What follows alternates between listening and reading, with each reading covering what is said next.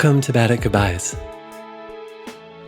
Each week on our show, we spotlight species from the IUCN Critically Endangered Red List. These are plants and animals with decreasing populations, nearing the edge of extinction.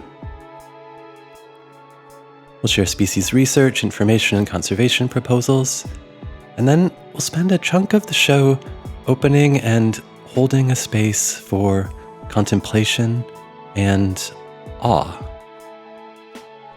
We'll perform a kind of meditative sound bath, a soundscape of gentleness, quietude, reflection, and maybe mourning. There is a very low likelihood that any of these species will survive the 21st century, and so perhaps we might acknowledge their passage with a moment of our attention, a recognition of our kinship, and with a commitment to personal and systemic change. Thank you for listening.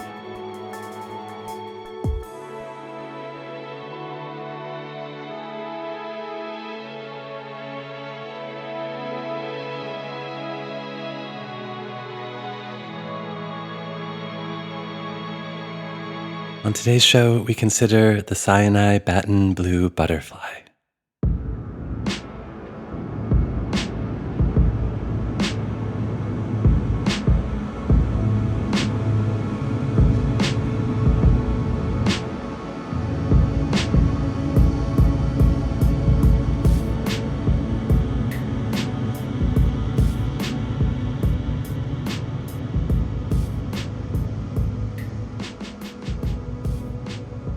The Sinai Baton Blue is a critically endangered butterfly native to Northeast Africa, specifically the Sinai Peninsula in Egypt.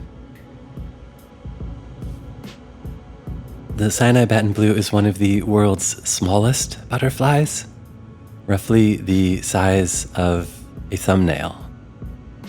So, look at your thumb and imagine a butterfly. It is so tiny.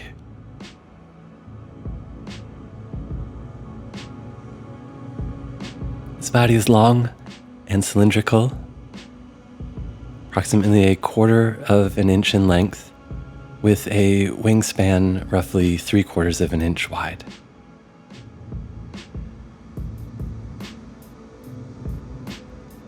It has a segmented body divided into three main sections: the head, the thorax, and the abdomen. Two antennae are attached at the top of the head. These antennae are sense organs, tuned to the smell of flowers, nectar, and to the pheromones of potential mates.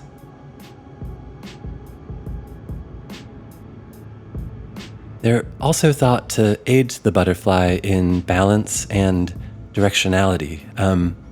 Flying things have a different relationship to up and down compared to walking beings, and so the antenna help the butterfly locate itself in space.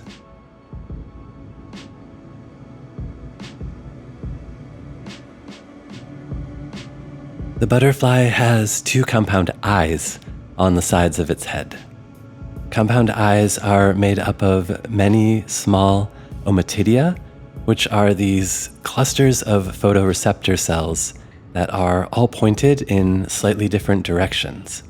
And so this allows the butterfly to see forward, backward, above, and below themselves, all at the same time, as well as interpret color and ultraviolet light. So then their brain stitches all of this information together into a kind of fractured composite image of the world.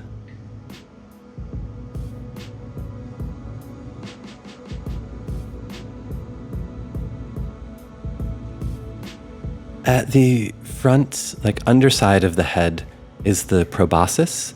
This is the butterfly's mouth, its mouth part. It is a small wire-like structure that uncurls outward to drink liquids like water and nectar, pulling up like through a straw.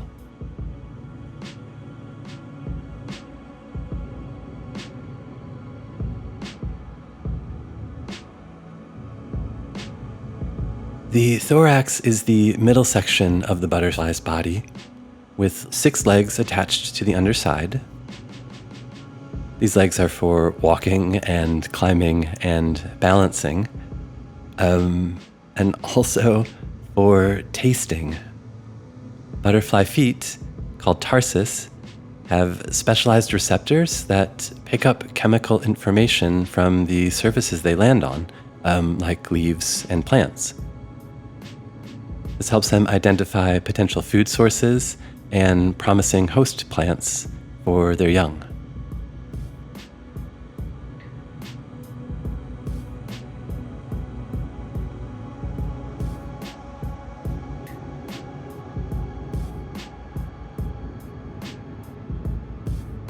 In the dream, colors, enormous.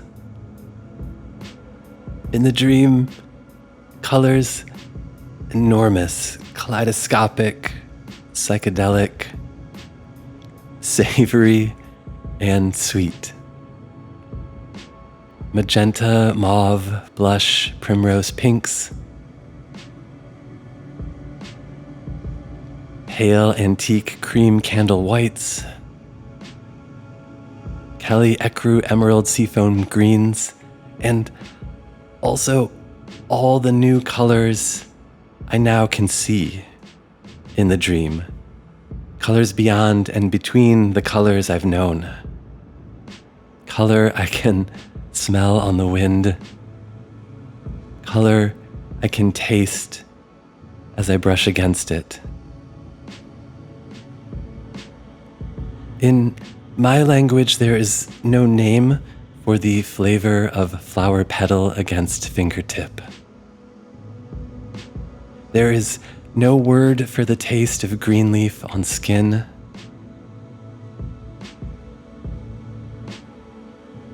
Our earth holds a secret world of stunning abundance. Much that I can never know. And so instead, I dream. I dream.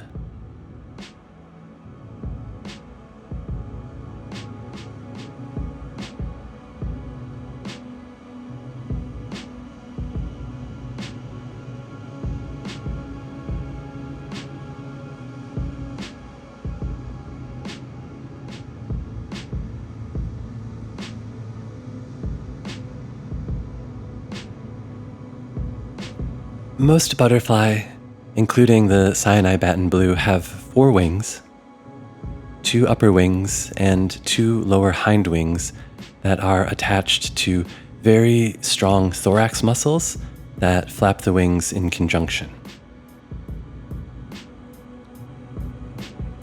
The wings are covered in tiny, like thread or hair-like colored scales. These scales that are unique to butterflies and moths present in 3 types: pigmented, diffractive, and androconia. The pigment scales hold colored chemicals that absorb some colors and reflect others. The diffractive scales diffract light like a prism, which results in iridescent and metallic colors. And the androconia scales produce pheromones, which are used by the butterfly for communication.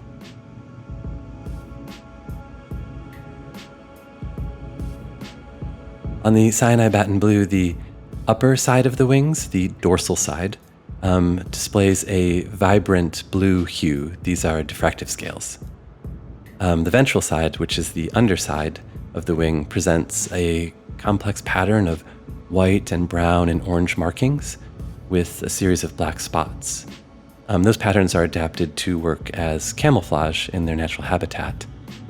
And then the bright reflective side can be flashed open to surprise predators, or as a showy display to attract mates.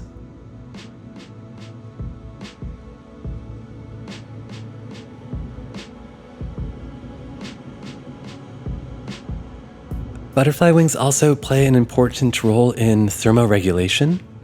Butterfly are cold-blooded and will close their wings to retain body heat, or in the sun, open their wings to direct warming light onto their thorax.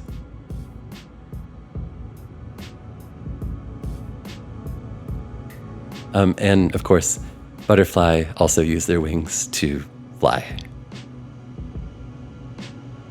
All butterfly wings are totally remarkable. And for me, the Sinai Baton Blue is kind of a special case because it is so small.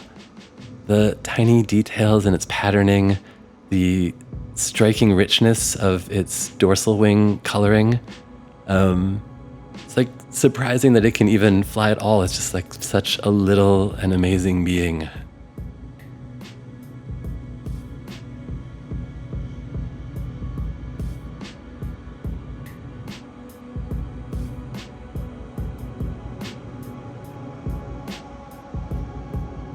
Okay, and then onward down the body. The third segment of the butterfly's body is the abdomen. It holds vital organs. Its digestive tract, its respiratory system, and its reproductive organs. The digestive tract processes nectar and expels waste.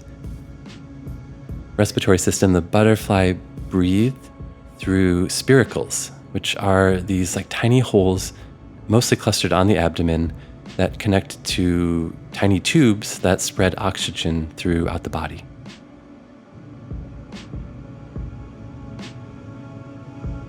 The Sinai Baton Blue reproduces sexually, so there's female butterfly and male butterfly. Those reproductive organs are clustered near the tip of the abdomen. Sinai Baton Blue have not been observed demonstrating courtship ritual. Males simply attempt to mate upon finding a willing female. Females will signal unwillingness by curling their abdomen, spreading wings, or simply flying away. But if the female is willing, the pair position themselves in a tail-to-tail orientation with their abdomens joining at the tips.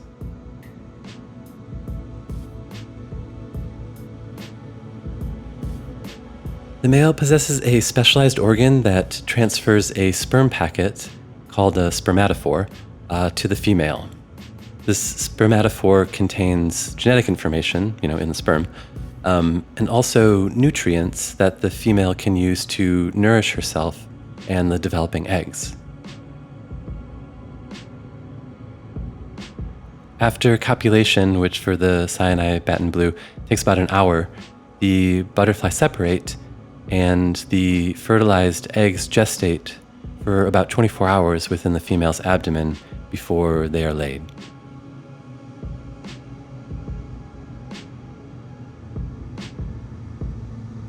Sinai Baton Blue are extremely selective when it comes to laying their eggs.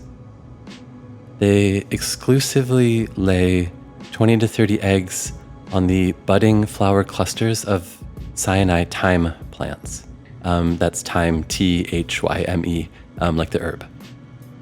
And I just want to kind of underline this because it will become relevant throughout our conversation today. So they only lay eggs on the flowering buds of this one specific plant, exclusively there on the Sinai thyme. And even with that, scientists have observed a preference for flower clusters that haven't already been used by other butterfly.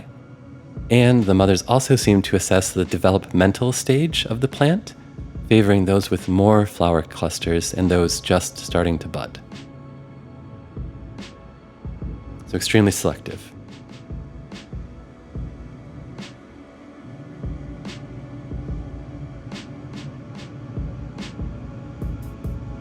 The eggs typically hatch within 3 to 7 days, depending on environmental conditions.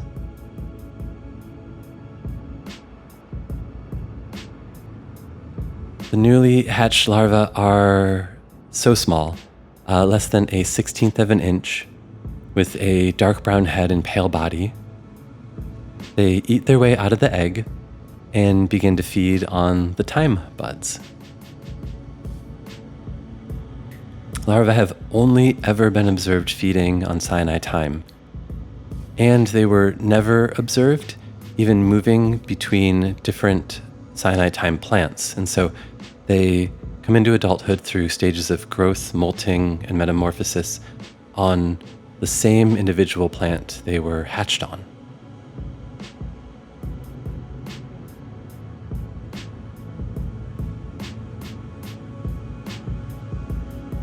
Sinai Baton Blue larvae have a highly specialized symbiotic relationship with two species of local ant, Elobtusa and M. niloticum.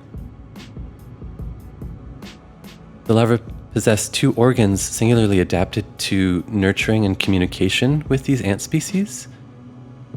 One is a nectary organ, which secretes sugary droplets like a reward for the ants.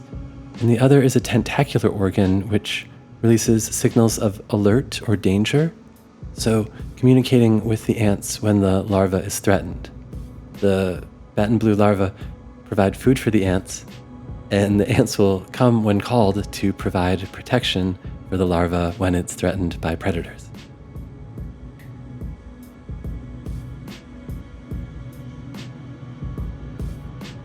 After about 21 days of feeding and growing on the Sinai thyme buds, the larvae descend to the base of the plant and form pupa, entering a dormant stage that lasts through the winter.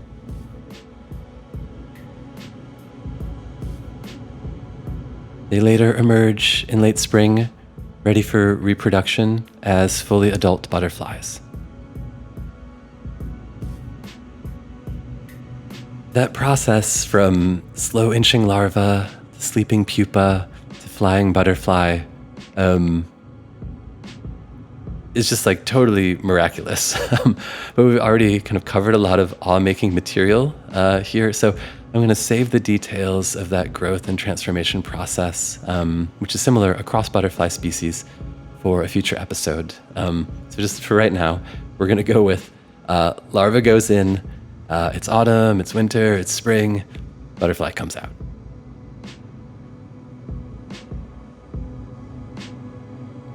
Butterfly comes out at the roots of the Sinai thyme where it hatched.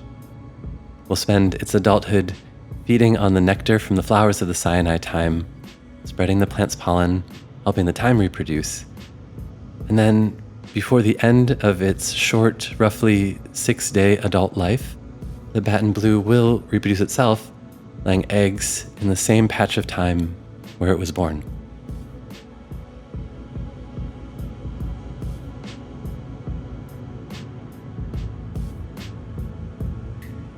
The Sinai Baton Blue butterfly is exclusively found on the slopes of Mount Sinai in a roughly 5 square mile high altitude region in the St. Catherine Protectorate, a national park, in the south of the Sinai Peninsula, Egypt. This is roughly 200 miles southeast of Cairo.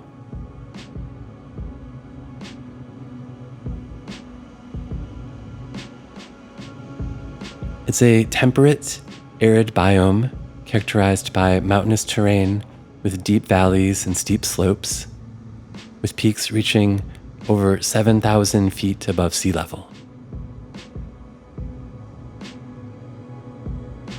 Summer temperatures reach highs in the mid-90s with winter lows in the teens.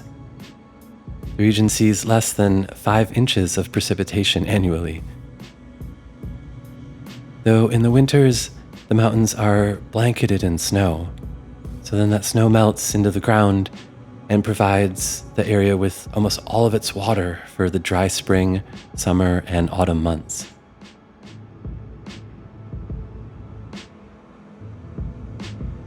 Sinai Baton Blue shares its habitat with Nubian ibex, rosemary, field cricket, Sinai primrose, rock hyrax, horse mint, red fox, Sinai agama lizard, sage, mountain hawthorn, golden spiny mouse, wild fig, and of course, Sinai thyme.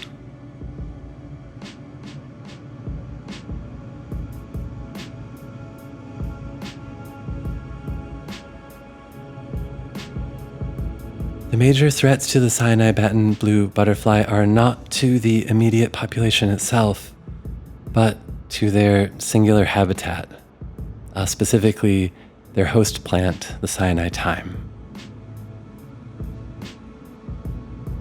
It's estimated that human-induced climate change will result in 3 to 4 degree temperature rise in this region, leading to an additional month of drought each year, which is a reduction of viable habitat for the Sinai thyme, and hence a loss of available resources for the butterfly, its larvae, and its symbiotic ant partners.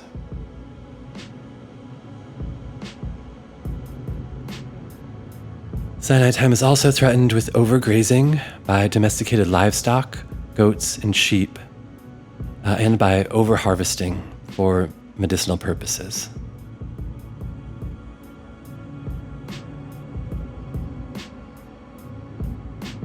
Fortunately, the Sinai Baton Blue's entire, albeit small, habitat falls within the St. Catherine Protectorate, which is an Egyptian national park.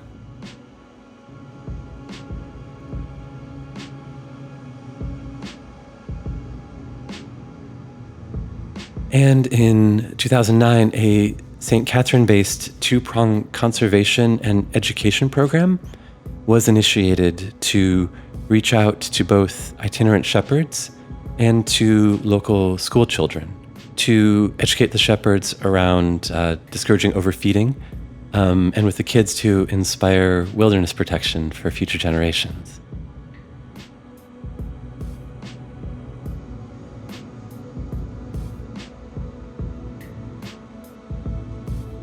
Nevertheless, the Sinai Baton Blue butterfly was added to the IUCN Red List of critically endangered species in 2010, and their population is in decline.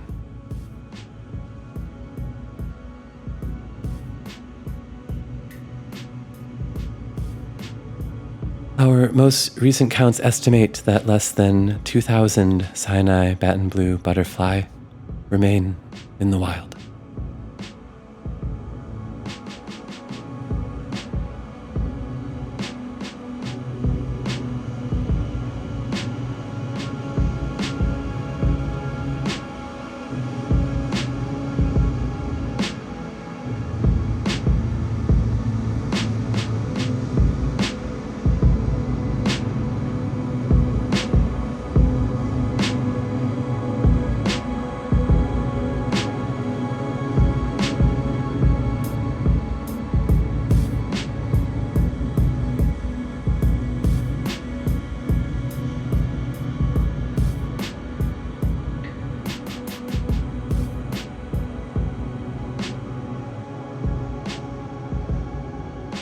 Information for today's show about the Sinai Baton Blue was compiled from the IUCN, the Cambridge Butterfly Conservatory, the Egyptian Journal of Biology, Wandering Through Wadi's 3rd edition by Bernadette Simpson, the Rufford Foundation, and Wikipedia.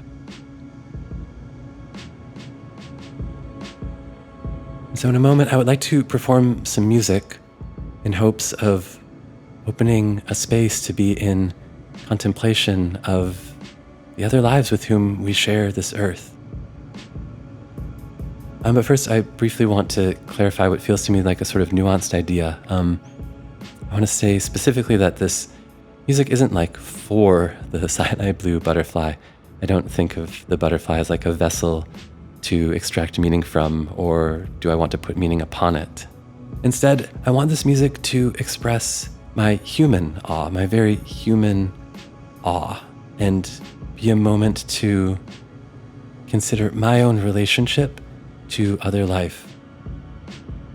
And in particular, as that life nears extinction. And so I'll sit in the space of sound, awe, and contemplation, and I warmly invite you to join me.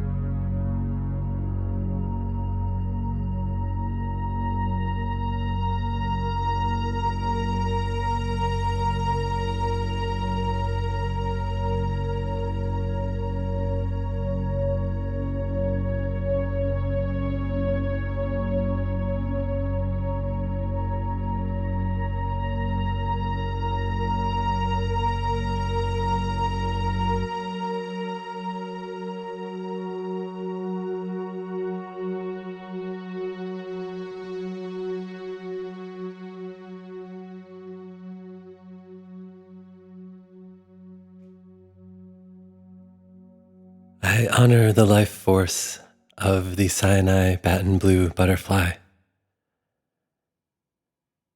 I will carry its human name in my record. I am grateful to have shared time on our small bright planet with this being. I lament the ways in which I and my species have harmed and diminished this species. And so in the name of the Sinai Baton Blue butterfly, I pledge to reduce my consumption and my carbon footprint and curb my wastefulness. I pledge to acknowledge and attempt to address the costs of my actions and inactions. And I pledge to resist the harm of plant or animal kin or their habitat by corporations and governments. I pledge my song to the witness and memory of all life, to a broad celebration of biodiversity, and to the total liberation of all beings.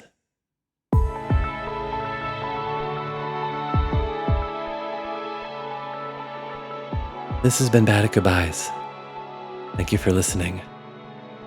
Until next time, let's take care of each other and all of our kin. Goodbye.